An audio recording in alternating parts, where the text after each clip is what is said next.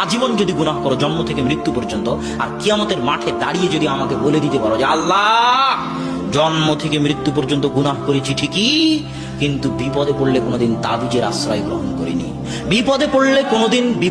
কোনোদিন জিন পীরের আশ্রয় গ্রহণ করিনি, বিপদে পড়লে কোনোদিন মাজার দরগায় যায়নি, কোনো দিবস, কোনো স্থান, কোনো কাল, কোনো পাত্রকে আলাদাভাবে সম্মান করিনি, সেটা শহীদ মিনার হোক আর যে দিবসই হোক সেটাকে আলাদাভাবে সম্মান করিনি। যেমন হিন্দুরা করে শিবলিঙ্গের সম্মান, যেমন হিন্দুরা করে বটগাছের সম্মান, যেমন হিন্দুরা করে গঙ্গা নদীর সম্মান, এরকম আলাদা কোনো দিন, জন্ম দিবস হোক, মৃত্যু দিবস হোক, আলাদা কোনো দিনকে, আলাদা কোনো স্থানকে, আলাদা কোনো কালকে আল্লাহ সম্মান করিনি। এইভাবে যদি আপনি বলতে থাকতে পারেন আল্লাহর সামনে এবং প্রমাণ করতে পারেন যে আপনি কোনোদিন শিরক করেননি, তাহলে আল্লাহ বলতেছেন লা আতাইতু বিকরাবিল আরজি মাগফিরাহ, তোমার গুনাহ যদি আসমান জমিন ভর্তি হয় তা আমি আল্লাহ আসমান জমিন ভর্তি ক্ষমা নিয়ে উপস্থিত হব। এটাই হলো তাওহীদ, এটাই তাওহীদ।